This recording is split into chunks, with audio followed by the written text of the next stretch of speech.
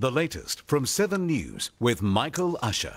Good evening and welcome. Tonight, victims identified. The US wakes up to the school shooting aftermath. We'll go live to Texas. Plunged into darkness, major outages at Melbourne Airport and its surrounds on the rise. Tomorrow's power price hikes across 3 states explained. And new details, the extent of Boris Johnson's wild lockdown parties revealed. We begin our coverage tonight, though, in the town of Uvalde, Texas, with the first precious faces and names of America's latest mass school shooting victims: 19 children, 2 teachers. 10-year-old Xavier Lopez, 8-year-old Uzziah Garcia, 10-year-old Amory Jo Garza, Ava Morales, Irma Garcia. The loss beyond any and all sense of comprehension. Tonight, we'll look at what on earth it will take for something for US gun laws to change. I'll speak with the only gun control advocate group in Texas. But first, we go live to US correspondent David Woywood on the ground in Uvalde. David, where do we begin? That's the question. Can you give us a sense of how deep the devastation is in that community, and one I doubt many watching would have heard before? Yeah, good evening, Michael. Well, this is a town that has been left, understandably, incredibly shattered, devastated by this attack. For context, Uvalde is a tiny little town, a town of around 16,000 people. It's a dot, really, on the map in southwest Texas, and it has been torn apart by the actions of one man, an 18-year-old by the name of Salvador Ramos. He has sped his car down this very road here that I'm standing on yesterday, and then he has crashed it in the ditch here behind me before getting out of that vehicle armed with a pistol and a semi-automatic weapon. He's then made his way onto the property of this school here and into that for unleashing fury. 19 of those pupils and 2 teachers. He's also injured a number of others as well. Look, police were quickly down here on scene. They exchanged gunfire with the 18-year-old and he was killed here. Look, when we arrived, there were a number of family members, witnesses, community members. They had rushed down to the scene. As I say, it's a small community. That message slowly started to filter out, and it was utter devastation down here. There were tears. People were inconsolable, as you could well understand. I spoke to one man down here. In fact, his house abuts the schoolyard here. He had sat down for lunch when he heard those gunshots. He thought they were workmen working on the school here behind him. He later realised that his nephew was actually inside one of those classrooms, an 8-year-old nephew. He was shot in the leg. He was one of those 15 or so, we believe, at this stage. We're still waiting for clarification on those numbers, who was taken to hospital with those injuries. So utter heartbreak right across this community. But for many of those parents who have actually lost children, and of course, bear in mind, these were very young children in years 2, 3 and 4.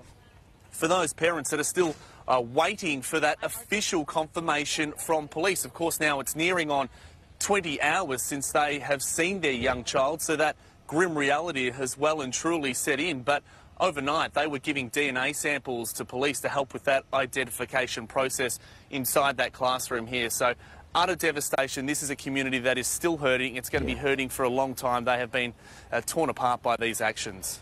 Obviously, David, reaction across America and around the world has been extremely strong. Here are some of the US President Joe Biden's reflections on what has happened in Texas.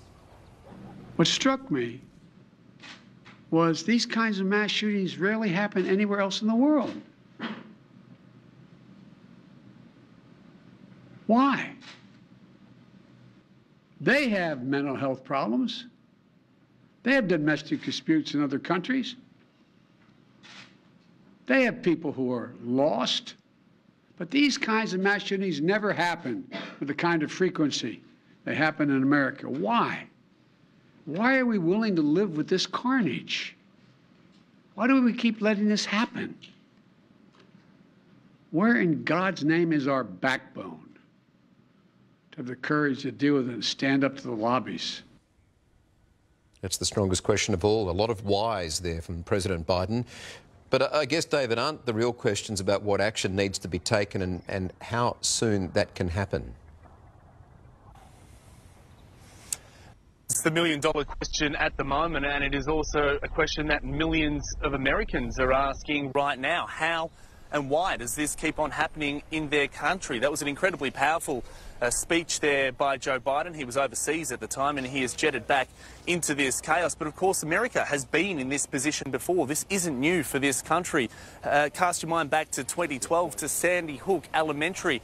Almost 10 years ago, we are back here in that same position. In Sandy Hook, 26 people died. 20 of them were elementary-aged school children. And in that time, there has been very little movement on gun law reform in this country, and that has been from successive governments. Obama and his then Vice President Joe Biden struggled with it. Donald Trump, well, gun laws they weren't beefed up under him. But now Joe Biden has this chance to try and do something, but he has to be able to try and bring the American public with him. And we've already seen plenty of people already saying that they don't want their gun rights infringed upon. It's going to be a huge movement if he's going to be able to affect any form of change in this area, Michael. And David, as you said, that country's been here before and they've done very little about it. So let's hope and pray something happens now.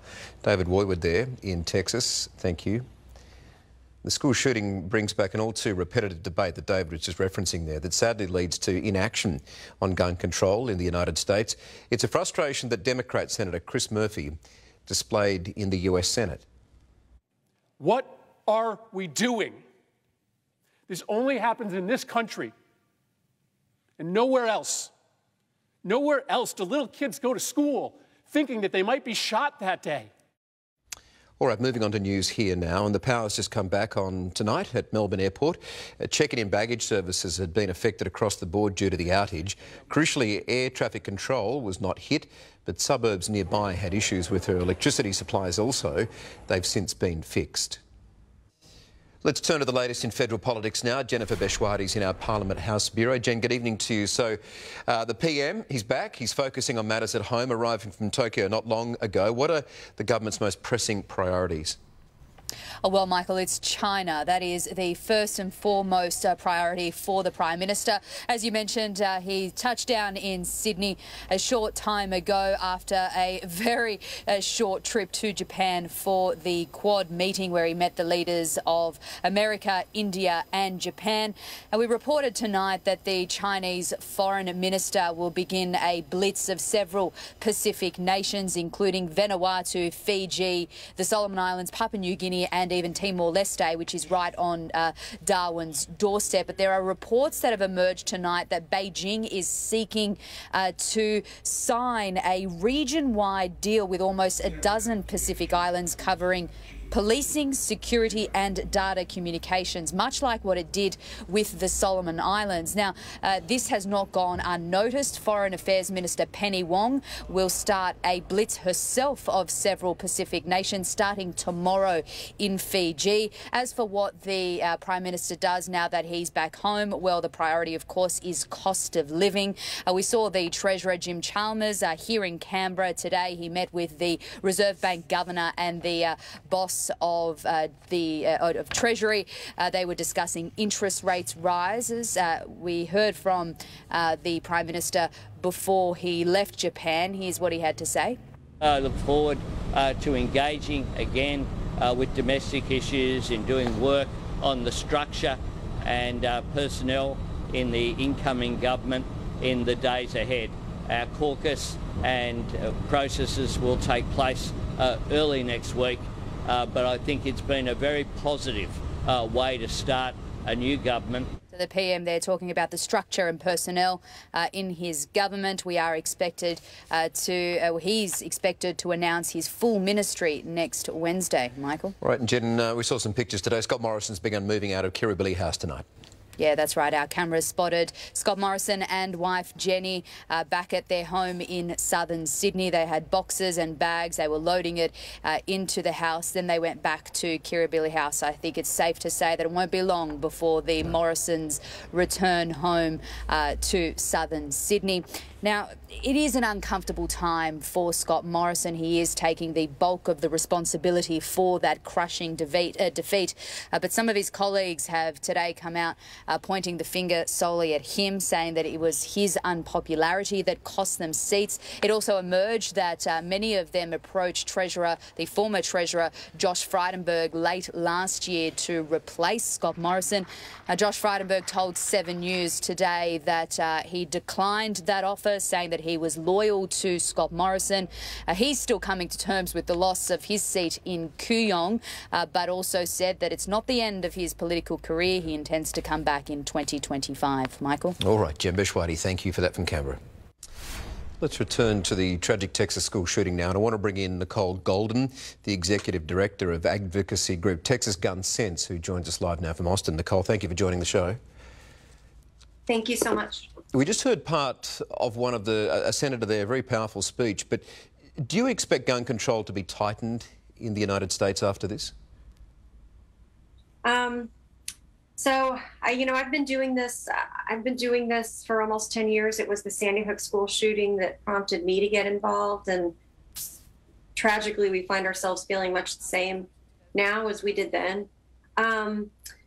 Many people would ask, why wasn't this a tipping point? Why wasn't this a tipping point? And I would say in many ways it was. Did we see all the change we needed to see? Absolutely not.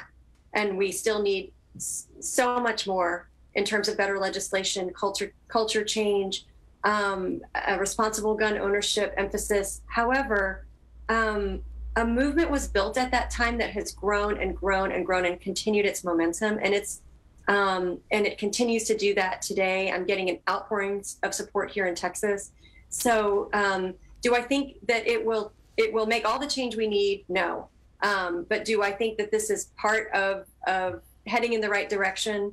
Yes. And we'll just play the long game until we are able to accomplish our objectives. It's particularly hard here in Texas. We have the legislature here couldn't be more challenging when it comes to passing sensible gun laws, but we're not going anywhere. Not at all. It just seems to be that the lobby groups are just so powerful, and particular states, like you mentioned, Texas, are just so fortified in all of their regulations and rules. What hope might you have? What's the single thing that you might be able to put into effect, the one change that might happen sooner to perhaps try and prevent these mass shootings? At the state level, we have had some success with safe storage initiatives. For example, safe gun storage plays a critical role in this, and it's a conversation that can bring in a lot of different voices and perspectives to a place where we agree. We've been able to get funding for a safe storage campaign through our legislative alliances. We're going to continue to expand that campaign. You can see a poster behind me. So I think safe storage is our best place for success at the state level right now. But we need our lawmakers to do so much more. Yeah. They had the opportunity last legislative session to close loopholes on background checks. So there's a background check on every gun sale in Texas. They had an opportunity to pass an extreme risk protection order, which ensures that if someone is a danger to themselves or others, that law enforcement and working through the legal system can temporarily remove firearms.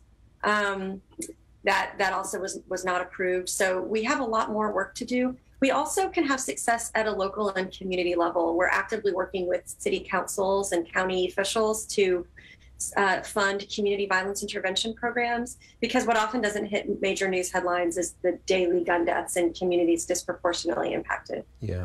From where we are sitting, and I know you've heard this argument before, but for Australians, the obvious answer seems to be getting people just to hand over their guns.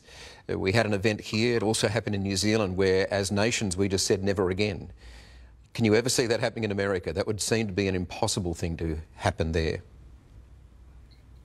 As an advocate, I pride myself on being realistic and working with what I have. I'd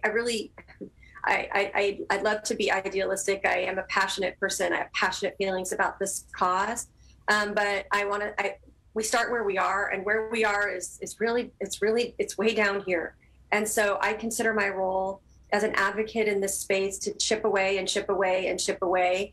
And sometimes you have to take small successes and really champion those and celebrate those, because we just have such a long way to go. And you have to kind of redefine what success looks like, and it may look does look very different here than it does to you. Well, good luck in your battle, and as you said, it's a very long path ahead, keep fighting it. Nicole, thank you for joining us tonight. Thank you. Some more news back home now, and a man charged with striking another man with a didgeridoo outside the MCG is out on bail tonight. The 26-year-old had been part of a smoking ceremony at the Dreamtime match before he allegedly knocked the victim in the face with the incident.